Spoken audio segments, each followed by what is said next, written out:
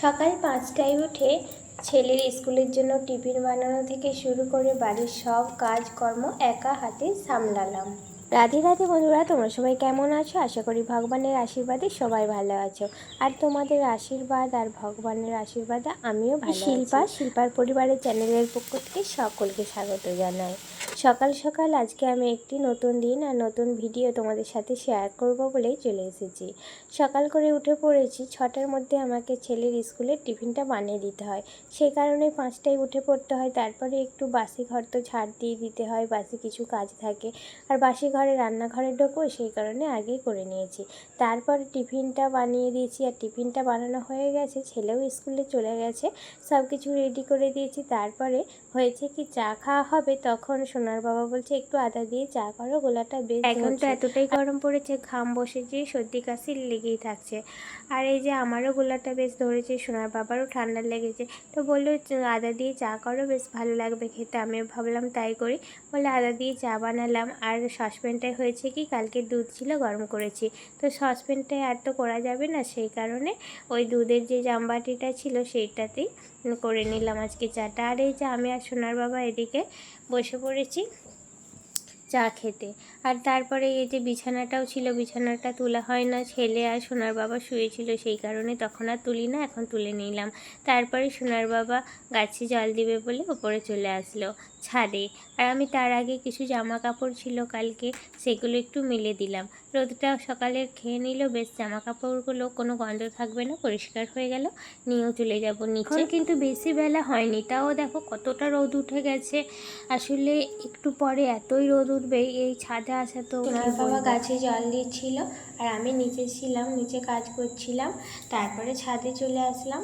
ছাদে এসে যে ছাদে কটা শাক হয়েছে না, সেগুলো বড় বড় হয়ে যাচ্ছে, সেগুলি তুলে নিলাম।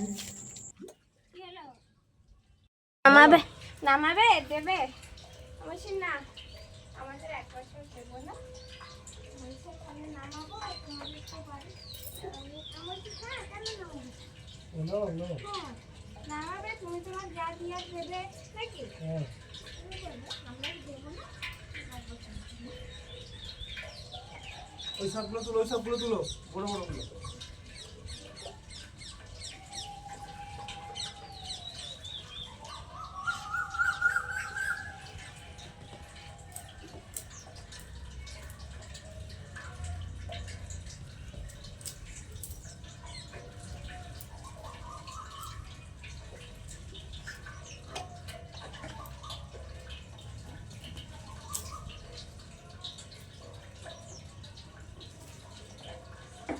তোমার গাছে তো লঙ্কা হয়েছে, লঙ্কাগুলো তুলবি গো।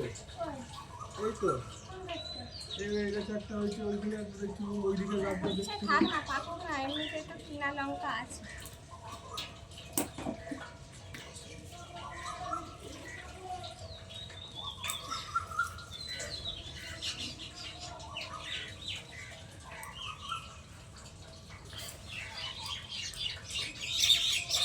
এগুলো নেই, এবার যেগুলো আছে কালকে অনেকগুলো আছে। বড় বড়গুলো দেখে তুলো।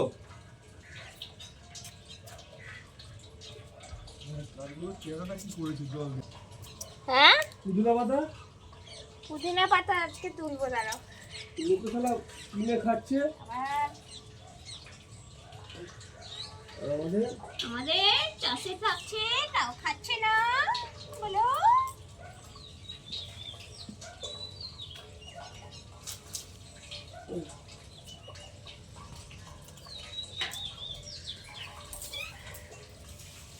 এইগুলোই তুলে নিলাম, আর নেবো না, আছে কটা।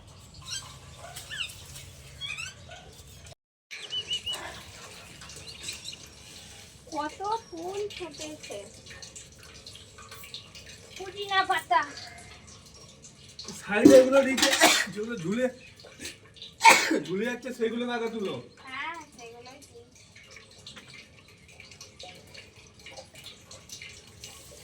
কি সুন্দর গন্ধ পুদিনা পাতা।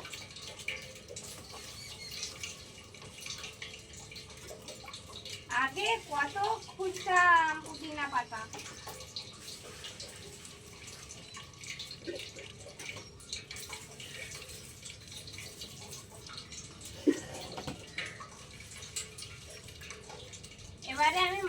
কালকে গেলে মায়েদের জন্য একটা গায়ে নিয়ে যাব, লাগিয়ে দেবো।